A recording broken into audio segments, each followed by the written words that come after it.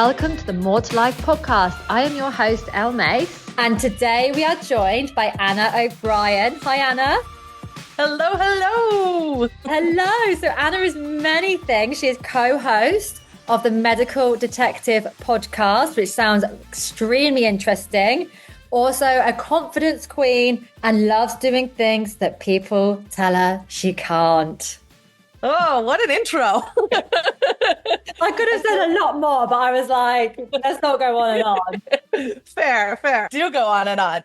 But I'm very excited to be on this. I obviously have a huge passion for helping women find their sparkle. I go by Glitter and Lasers online for people who may not know my real name, which is weird because sometimes people will come up to me and they'll be like, Glitter?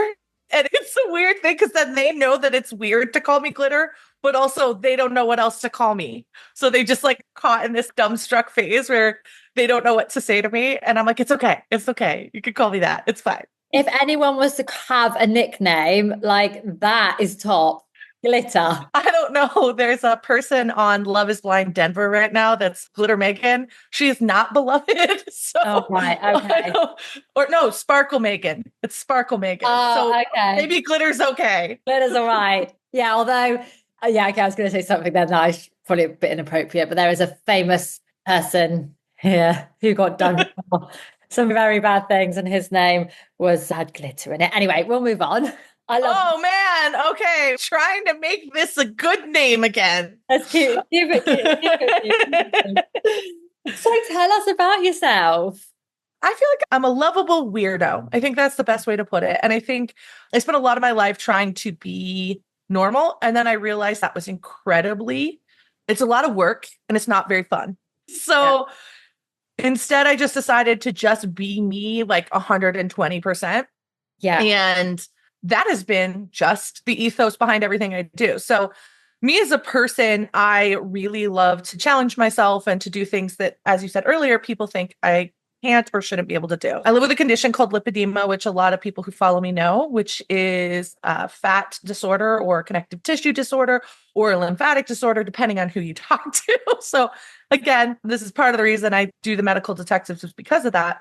But even living with that condition, I've pushed myself to do a lot of things that people living with that condition really struggle with. So for example, before I received treatment, I actually ran a 5K very slowly, but I did it. Mm-hmm. And I think I have learned that if you believe you can do something and you're willing to put in the work, it is achievable. So that is really how I live my life, is finding those things like what's that next thing I want to achieve and what's that next thing I want to take on, and then figuring out how to make it possible for a body that looks like mine. Yeah. And sometimes that's really easy and sometimes that's really hard. And I've literally done so many really interesting things, not because I was special or because I was better than the person next to me, but simply because I believed I could. And I think there is a ton of power in that belief.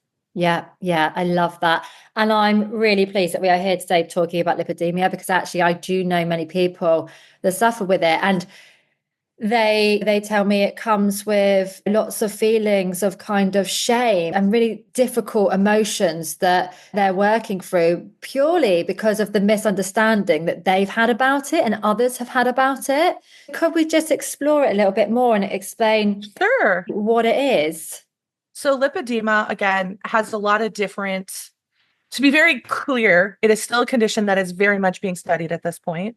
At its base root, your body takes fat, and I like to say mutates it or makes it mutant, but it becomes unburnable by the body. A lot of this is due to like leaky lymphatics, so lymphatic tissue and connective tissue just being more flexible. And that's why it's often called a connective tissue disorder. Now, lipedema has various places it can present. Most common are on the thighs and calves and kind of your hip flank area. But people have had secondary locations in their arms, and in my case, as a stage 4 patient, in my abdomen. So when you are in a stage 3 and stage 4, it does really start to take over a lot of your body. It's not just to those primary areas. Additionally, with the condition, that lipidemic fat can actually begin to become fibrotic, becoming scar tissue in your body. So in my case, it had begun to destroy my joints because the fibrosis was on my joints. It was also on my lymph nodes. basically it was just wreaking havoc in my body. So the best example I can give of this, of how crazy this and crazy destructive this fibrosis can be. I had a bump on my arm that up until meeting with my medical team about this, I thought was fat. It was a large bump. It was on both sides. I was like, this is fat. When we had the ultrasounds of that area, it was actually plasma because my fibrosis had constricted the veins to such a point that it had been reduced to one like vascular area.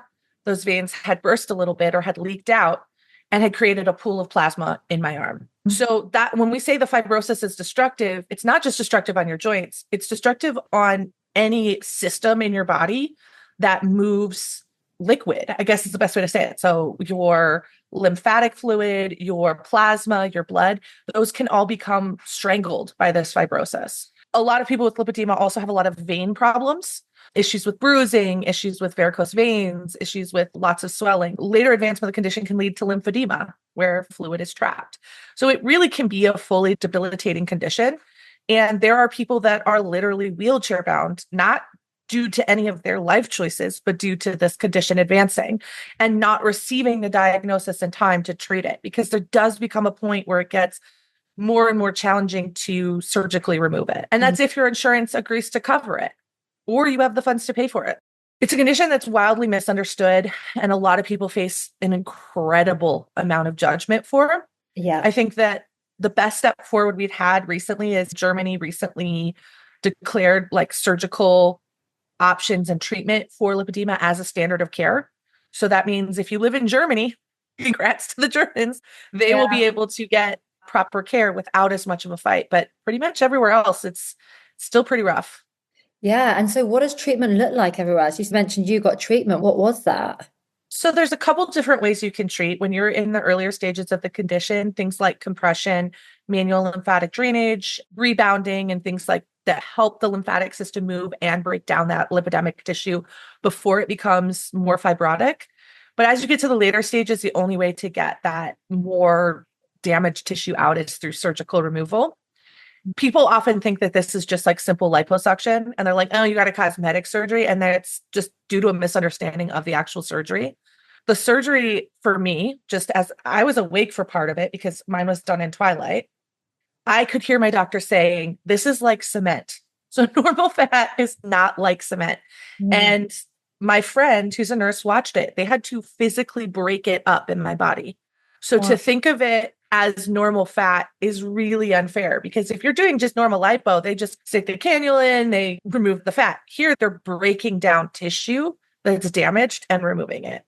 And this is also why a lot of people claim to be able to do the surgeries and then do a really bad job, because it's not the same thing. Yeah. No, it's not just liposuction, and it's also taking the right tissue and not the not the good tissue. It's an art. And there are some amazing surgeons around the world who have spent a lot of time learning that art. And there's a lot of people who see the financial benefits of that and want to capitalize on that and do not have the same skills. That's in any condition, though. There's so much. For every good doctor, there's also another doctor who just sees dollar signs. Oh, yeah, absolutely. I've done quite a lot of work on body dysmorphia and surgical procedures. And at what point does a surgeon or a doctor decide this is in their head and I'm not going to operate on this? Or actually, let's take your money and you'll be back again because you won't be happy with the next thing. Yeah. So it's really weird too. Like when people come out of lipedema surgery, people are like, why aren't you smaller? And I'm like, because that's not the point of the surgery. Let's be very clear. Yes, it can help take down some areas that are abnormally large. You don't go into this surgery for weight loss. This is not bariatric surgery. That is not the purpose of the surgery, A. And B, when you do that much trauma, when you create that much trauma in the body, the response is going to be swelling. So the results for something like this don't really show for anywhere from 1 to 2 years past. So people like to think it's like this magic thing, like tomorrow you wake up, you're healed, and then you're also thin, and it just doesn't work that way. And it's just ignorance, but it's ignorance. People don't understand. And so that is very much the kind of like physical effects of it. But can we talk about the mental effects, the mental side of having lipedema? Yeah. When I decided to have surgery, I decided to be public about it. And I went into the beginning process of it, not even fully understanding the condition. And even now, I get nervous talking about it because did I say that the right way? Did I get it right? And I think sometimes, and I relate it to other conditions, and again, they are not the same, but just for the mental thought, when someone has cancer, people are not sitting around going, ha, caught you. You talked about cancer wrong. But with Yeah. this condition, people are. Mm. And people will take, again, with a condition that's still very early in its research phase, Yes. there are a lot of doctors with different opinions in how to treat this, right? Yeah. So even then, people will get involved in these arguments. And it's at the end of the day, I'm the patient and I have to make the decision that's best for my body. But mentally, I don't get to just make that decision because for some reason, people feel comfortable weighing in. We also have a problem because there is a limited amount of doctors who understand the condition and can diagnose. There's a lot of people self-diagnosing, which is not necessarily bad, but there's also people in that mix who have other conditions that are associating with lipedema, but it might be something entirely different, right? Yeah. And so being in the public figure and talking about lipedema was mentally the most difficult thing I've ever done in my life. And it still gives me anxiety to this day. I know I probably have said something slightly wrong about the condition, like in this podcast, or slightly wrong to one doctor. And someone's going to take this, and I already know this is going to happen, and shit talk me for it. You know what? I'm a person. I'm not a doctor. Cannot give you medical advice. Just trying to live with this. Then there's a whole other contingent of people who think it's a made up condition. Even though we have CDC codes, we have tons of medical research, we have all of this information about what it is. This is not a new condition. It's not like it was discovered 10 years ago. It just hasn't been studied, right? We have them coming on and saying she's just fat. And this is just an excuse for being fat. And she just wanted liposuction. So it's like, I can't win. There is no win for me. The only win for me, and this is the only reason I still talk about it, is that somewhere out there's a girl who's in stage 2 who can start treating this now and never get to the point that I got. My win comes with a lot of baggage. And I don't know how much people understand that, but it also makes me concerned because these things are happening at a macro level to me because I'm like a public figure. But for people just in their everyday lives, they have partners and spouses and friends who just don't believe them. Yeah. Who are pushing diets and intermittent fasting and all of these other things on them, which, by the way, are not great for lipedema. No. They're worsening their condition because nobody wants to listen to them that it might be something else. Yeah. If you look at my history, there was a time in my life before today where I was a very active person. I would walk all around New York. I'd go to 2 spin classes and run home, and I did all these things. And as my condition worsened, I just stopped moving. And I always thought it was because I was lazy. Now that I've had the surgery, I'm like, oh, no, I was just in pain and in denial. And a lot of pain, I can imagine. Yeah, but I think pain becomes different. When you get used to pain, you turn it into something else. And I don't know if anyone else experiences this or if this is just my neurodivergent brain, but like it starts to not feel like pain. It's more like a barrier, right? It's don't do this. And it's like this, you stop doing things and you don't even realize it's because you hurt. I didn't realize how much pain I was in until I wasn't in that pain. Yeah. Because it like crept up on me. Yeah. So at what point did you have your own internal kind of realization that you had maybe some sort of condition? I met a doctor 2022. People had told me I had this condition for years, by the way, because I'm like the visual archetype of it. Like I just look like someone with lipedema. And even today, people still message, oh, you have lipedema. I'm like, girl, I've been covering this for a while, but welcome to my page. Maybe scroll back a little bit. You'll see. But there's a lot more to me than just lipedema. Thank you. Thank you. But because of what was said online, I always questioned if it was like a real thing. because I was like, meh, no, no. You And questioned it as well. oh, yeah, for all the way up, because there's so much negative energy around this. And I think I have to be honest about that because I think every single person who lives with this condition has this grain of doubt in them until something happens where it's undeniable because of how polarized and how negative it is and how shitty people talk about it. And I hate to use that word, but it's monstrous. I went to a doctor in Houston who's an obesity disease specialist. We had me on a very specific diet. I was doing GLP-1 medication and I was trying to get my weight down because I just wanted to figure out why I was overweight because I didn't feel like I should have been. She very much monitored me for a while. And she's, listen, all your health signs have improved drastically, but just things aren't moving. And I don't understand why. I'm going to do some stuff with you to see if you have lipedema. And she's, listen, you definitely have lipedema. I am now out of my depth. I know that I can diagnose it, but I cannot treat it. I don't know anything more than like the basics as in my world. And it's something I'm definitely curious about and how it affects where we look at obesity as an illness versus, and I use the term illness very loosely. It doesn't mean you're sick or struggling because you're obese. It's more taking the blame and the shame of being overweight off of the individual and tying it to things like environment, genetics, things like that, and beginning to really understand why are people in different body types. And I think that's a very important thing to distinguish here. You're not sick necessarily if you're obese.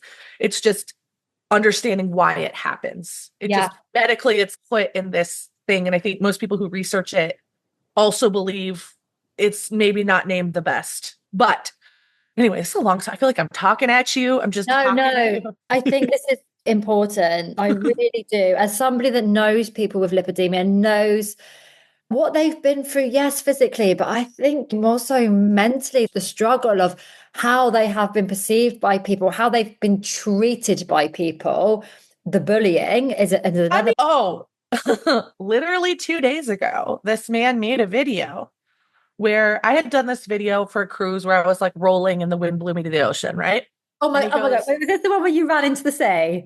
yes, Oh, me and the girl who works for me, Emily, me and her, we were loving it. We were literally like, this is the best video we've ever seen. some douchebag man, and I'm going to just call a spade in saying that. You can say worse than that. He picked up that video and stitched it and he said, maybe it should roll you here, fat ass. And it was him in the gym. Homeboy did not do his research because one thing that if you do follow me and do just even scroll like one video back, literally one video back, you would have seen it. I am training for strong woman. I am in the gym all the time. And he himself very clearly skips leg day. So he really had no, yeah. So I did clap back a little bit at that, but I understand that like I was molded in this career to take a lot of bullshit. Oh, So at this point, I I'm like iron emotions. yeah. But I look at people like that who have a video that goes viral by accident where it's just them having joy and then people destroy them. And I go, why is this a form of humor that some people appreciate? And also, why is this allowed? If you were to do this in a relationship, let's just think about domestic abuse. That would be considered verbal abuse. You would be able to say, my husband verbally abused me. That could be something that would be used in a divorce hearing or a court case or even allowed a restraining order. Yeah. But if you do the same thing online to a stranger, nothing. You can't really do anything. Legally, No. there is no protection unless they threaten you. Yeah. So you can harass people as much as you want online with absolutely no restrictions. And what's terrifying is that the social channels themselves love reaction content because everybody loves drama. So this is the content they promote. This is the content they serve to people. And I often say that I love social media. I think it does a lot of good. But when you know what's driving our algorithms, it gets really scary because they don't actually think about our mental health and they don't think about how we see ourselves. And you and I have emotions of steel, but that's because we've been beat up 85,000 times and now we've just learned to deal with it. I don't want this. I don't think this is healthy that I'm so quote unquote resilient.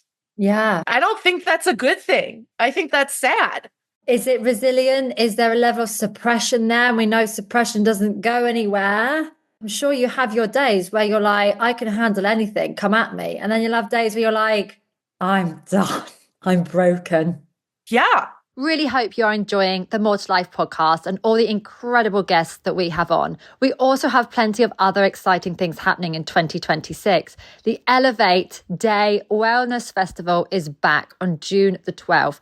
We also have a Spanish retreat and another retreat in the beautiful countryside of Devon. If you are interested, simply pop us an email or find us on Instagram at I am Elle Mace to find out more. Here's what I've been dealing with currently that's like the hardest thing, and this goes along with having lipedema.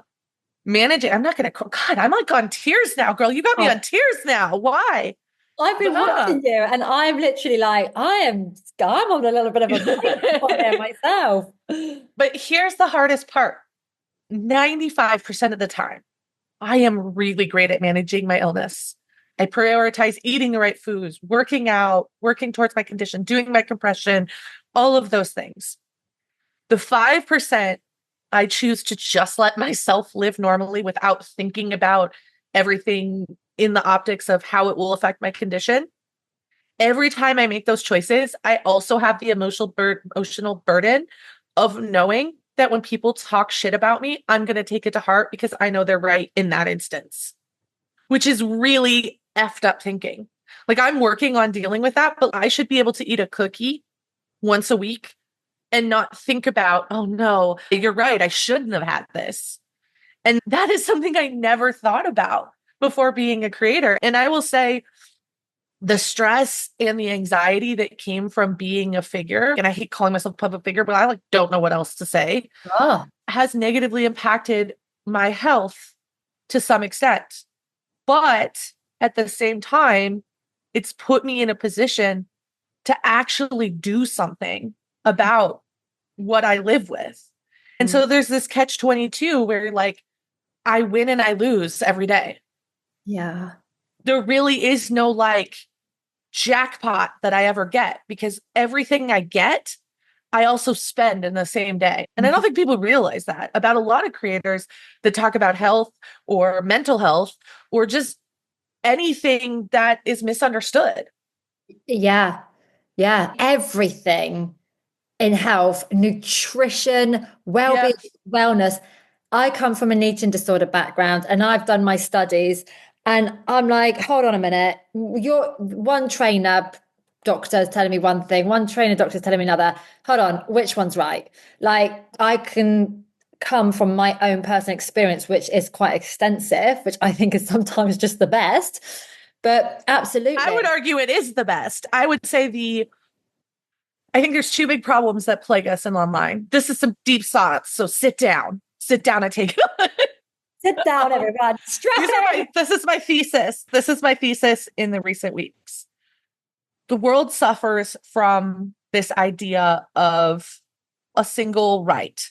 And the reality is when it comes to health, when it comes to self-care, when it comes to thriving, there is no single truth. My best choices are not going to be your best choices. And the reality is like when we are looking, especially people with chronic illnesses and autoimmune conditions, I have had girls say to me, weightlifting has changed my life. It's improved my joint structure. It's made my joints more resilient. And I've had people say, weightlifting inflames me. It causes problems. You shouldn't be lifting weights. I, as an individual, have to lift weights and decide what that does to my body.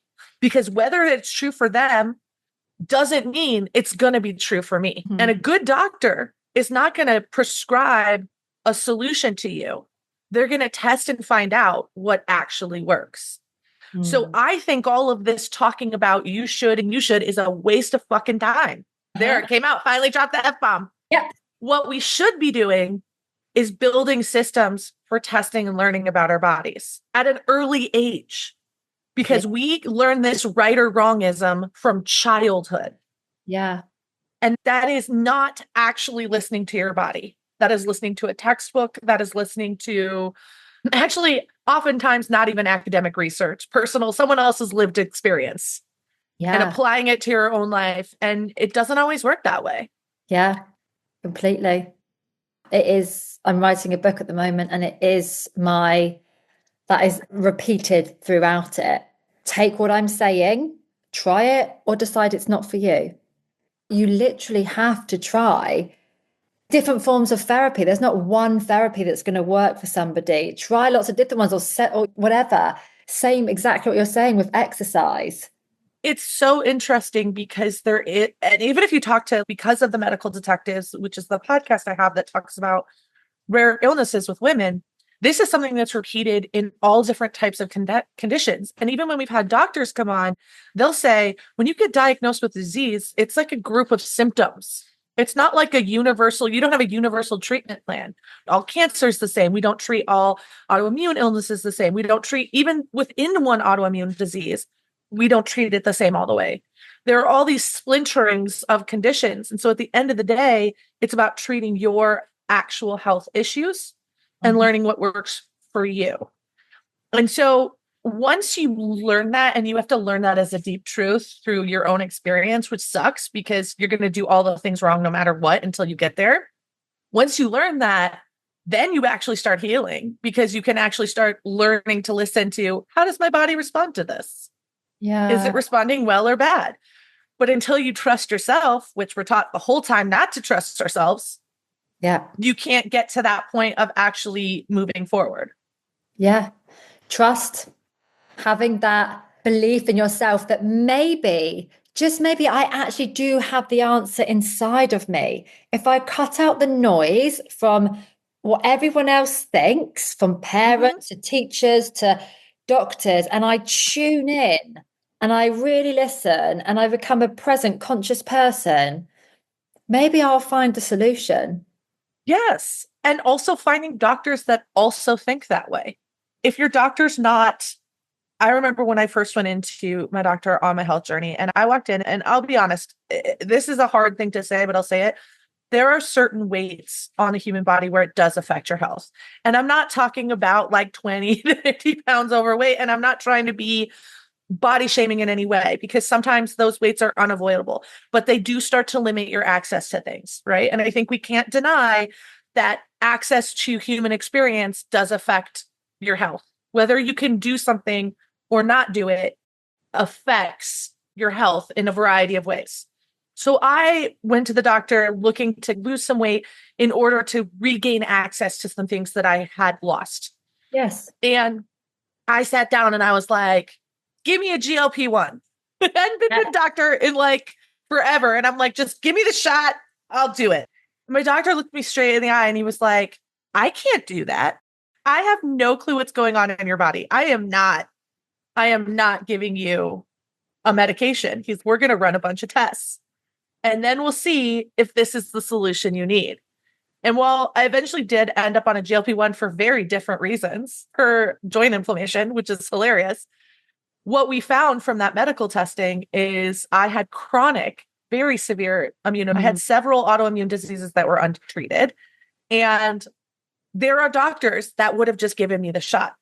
Oh, yes. My thinking is I'm so lucky that he didn't.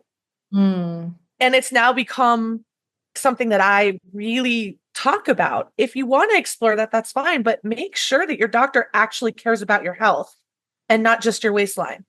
Because your waistline, my waistline would not have fixed chronic anemia. It would not have fixed chronic vitamin D deficiency. It would not have fixed the fact that my body doesn't absorb B12 properly. Like, it would not have fixed those things. It would not have fixed my Hashimoto's. It would not have fixed my Ehlers-Danlos. So all of these things needed to be treated. And they were a definite priority to anything related to my weight. And I would argue led to my body changing because, again, once you feel better, you can move more. And when you can move more, sometimes your body just adapts to what you want to do. So we have this perception that I need to lose weight to move. But maybe you need to treat your health so that you can move, and then your body will meet you where you are. Yeah. Yeah. And actually taking that focus away from the weight loss and focusing on okay, let's do something that I get joy from. Let's find something that I'm going to enjoy. Let's get stronger. You mentioned strong earlier. Mhm. Let's get stronger. Or let's, like you said, I want to get healthier so I can get access to something, Mhm. whatever it is. But just taking that fixation away from the weight loss. Yeah, it's actually been really helpful for me if you really need a measure, if that's a thing you need. And I don't know if they have these in the UK, but it's been good for me. I don't track my weight specifically, but I do track my muscle mass Yeah. and my ratio of fat to muscle. So my goal is to increase my muscle as much as possible. And I use DEXA scans. So they allow you to see your bone density, they allow you to see your muscle growth. And so that way you can say, okay, I'm not going to look at the number on the weight. That doesn't matter to me. But did I grow muscle this month? Did I improve my bone density? Okay, these are things I can really be excited about because they are directly related to my health. Yeah. So I think, again, taking away weight as the ultimate indicator of your health, what things can you move? Also looking at things like working on your cholesterol or your blood pressure or these things that really do limit and affect you and your abilities to exist. But instead, when we talk about being overweight, we only talk about the weight. We only talk about, oh my goodness, this person is fat. And I know plenty of fat people with great cholesterol, great A1Cs, great indicators otherwise. I know some amazing athletes that are considered fat. So the weight is not a great indicator of all these other things. But if you are feeling like shit and you are overweight, maybe there's some correlation between that. Like maybe something else is going on and you're just stuck looking at your weight. Yeah. Yeah. And this falls a lot into like health for every size, doesn't it? Yeah. And I think with health at every size, the important thing about that phrase is health, right? And I see a lot of women who are like, I'm just plus size. And I'm like, great, be plus size, but go to the doctor. Make sure you're balanced with all of these other things because you have to do the health part. And I think that's where I think we are failing plus size individuals just in general is because you are plus size and you feel healthy does not exempt you from the same health things that everyone else has to do. Get your pap smears, get your physicals, get your annual blood works, get all of these things done. Truly manage your health and be plus size. I don't care about that. And nor do I think anybody should care about anyone else's size. But I think when we talk about health at every size, it's more than just talking about the size. It's Mm. also talking about the health. And that's where I think we fail. Because if it's not safe for a plus size individual to go to the doctor, if they go to that waiting room and they don't even have a chair that they can sit in, if they have a nurse who judges them for their weight the first 5 seconds they're in there, if there's a person who starts prescribing the medical treatment without even looking at their blood work, how do they even have access to health? Yeah. Yeah. I'm quite enjoying your response to this because I think a lot of health at every size is focused on the mental. So if I'm a plus size and I'm mentally okay with that, but like you're saying, there's still an element of health that needs to come into it. And I also think that for best mental health is also physical health. And I say this very candidly. We act like physical and mental health are two different things. Yeah. They are the same thing. Yeah. You cannot be at your best mental health if you're not at your best physical health. And physical health looks different for every person. There is no like magical gold star you get. But I think that I don't believe you can be at 100% good mental health if you aren't balanced all those things in your body. And again, I'm not preaching a size with this. I'm not preaching like a gold star moment you have to get. But I think we have to stop acting like these are two different things. Because I've heard people say, I'm happy at my size. And for my mental health, I don't go to the doctor. And all I can think is, that's exactly why you should go to the doctor. It's because your mental health kind of depends on it. And I'll give you some examples. If you are not right in some of your values, it can cause increased depression. It Hmm. can cause increased body dysmorphia. It can create sadness.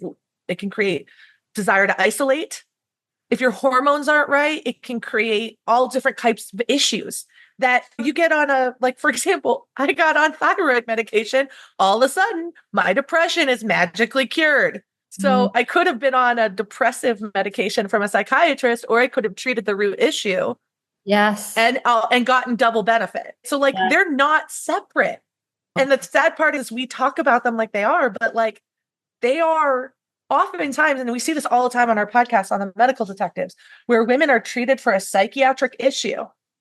And the root issue is much scarier and much more long-term damaging and takes forever to get diagnosed because we get caught up with how we feel emotionally and we just treat how we feel emotionally. And we forget that our body does all kinds of weird stuff and it affects how our minds work. Our bodies are super weird. Yeah. And whenever anything's wrong, they're like, oh, I hate myself. Because they're trying to send you a signal to say, listen, something's not right. Yeah. Yeah. I completely agree. How can it be separate when our whole body is connected? If our head wasn't connected to our body, I'd be like, yeah, okay, you know what? There's this clear, this clear gap. But we are connected. If you even look at our hormones and the signaling that goes on within the body, like it is all connected. And when you see something, you have a physical, if you see something that is maybe a bit triggering or somebody that you haven't seen for a while, you have the physical effect in your stomach. So they are linked completely.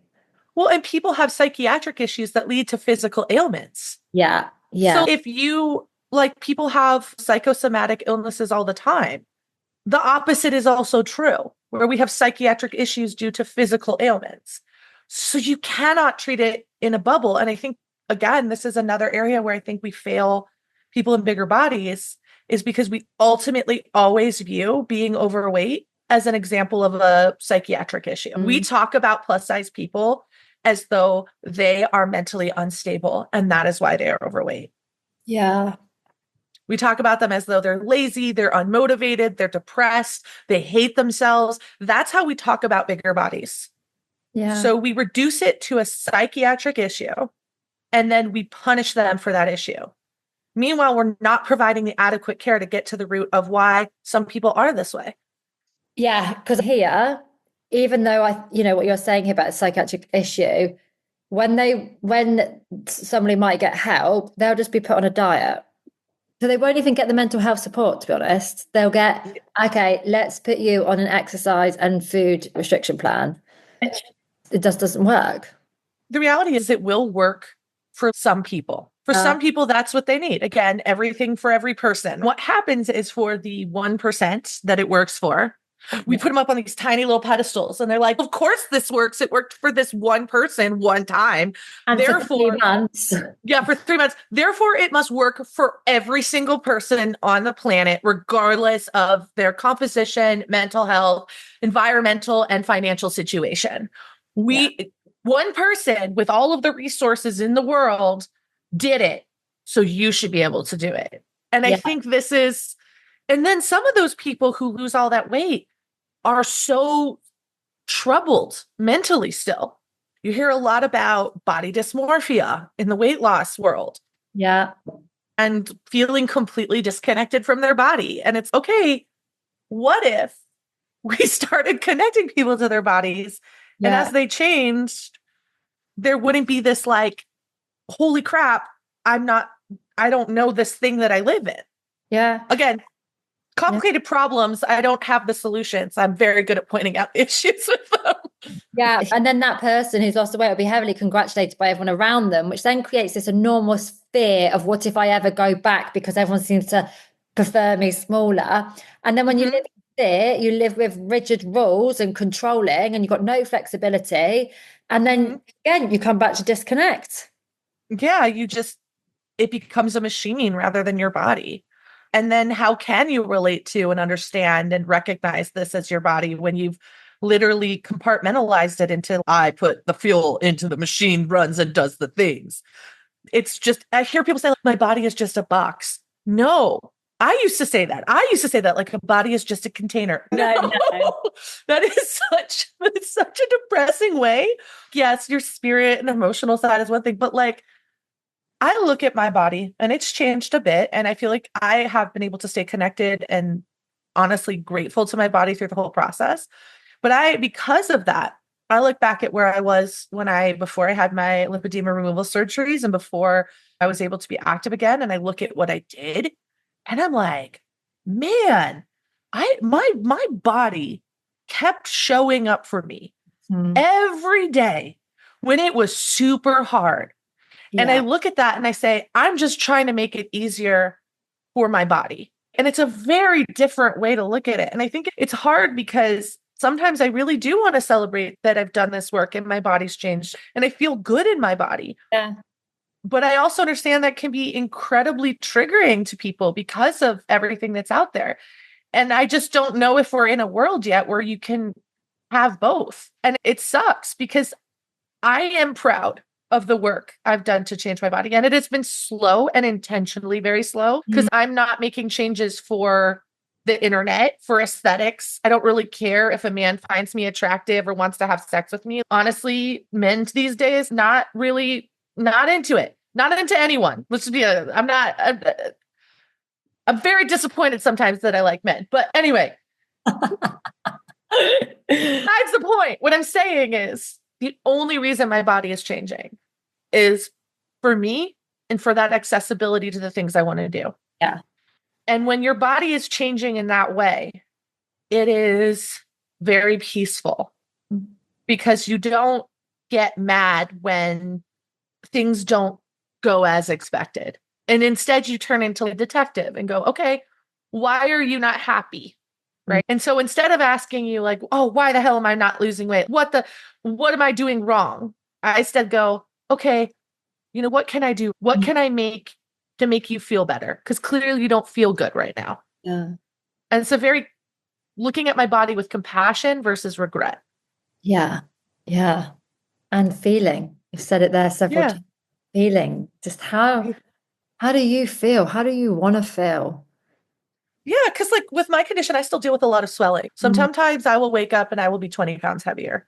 And Mm. it will literally be just from inflammation from water. And then I have to ask myself, I could either be like, oh, I've gained weight. I'm such a fat slob. And I don't want to say that because that's such like that, but that's how we are trained to think. Yeah. Yep. Yeah. And instead I try to look and I go, okay, why did this happen? What choices led to this? What can I change in the future to not feel this way or Yeah. to not have this reaction?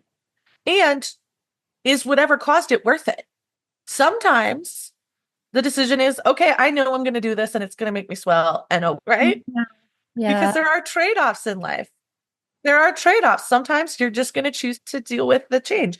But again, it's taking that pressure off of your body or punishing your body and more being like, I'm informed, so I at least know what's happening.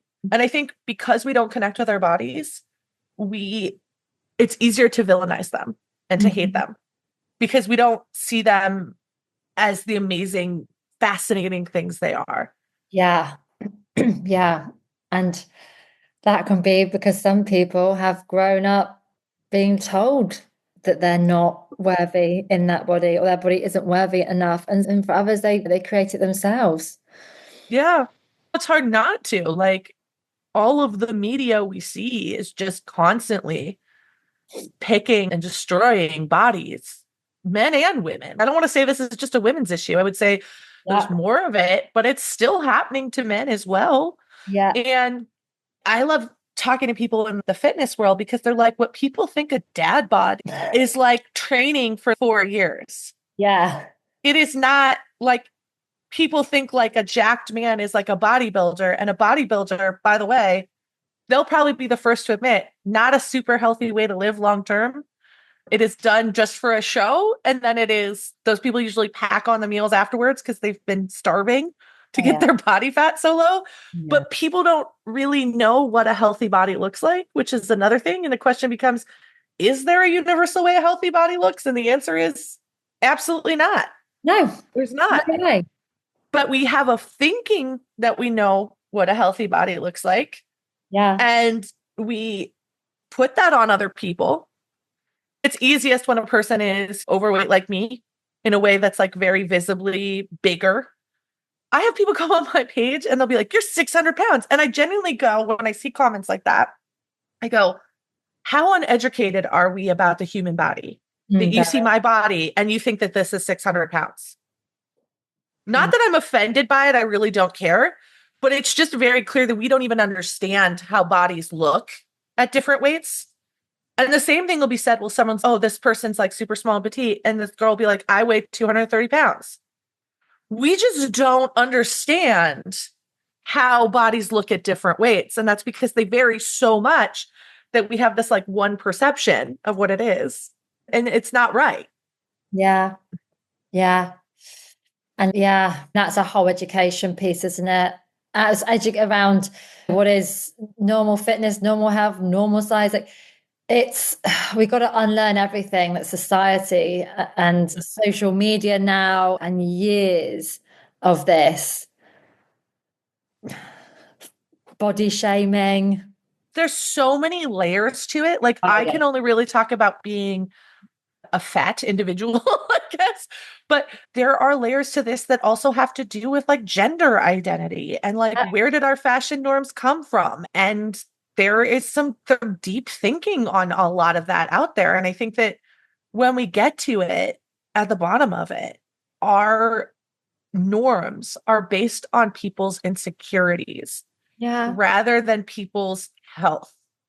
Yeah. And most of our measurements for women specifically are like convoluted extrapolations of measurements for men. Yes. The BMI is not created on women's bodies. It was created on men's bodies and then being like, yeah, this will be good for women. Yeah. So there's a lot of this insight and judgment that we place on people that even the science behind it is not valid. So I don't know the answers. That's the hardest part. The problems are so obvious. But the only thing I know that's worked for me and the only thing that I encourage other people is to find a doctor that listens to you and actually try to figure out what feeling good in your body is and learning to connect to that versus looking good in your body. That's an absolute perfect way to finish. I literally love that. Thank you. That is the solution. I've thoroughly enjoyed our chat today. And actually, I didn't even talk to you about any of the stuff I wanted to talk to you about. Sorry. No, this is the way I like it. This is really interesting and it's absolutely needed. I 1000%. Well, I have to book another one so I can bring up all the other things we talked to you about.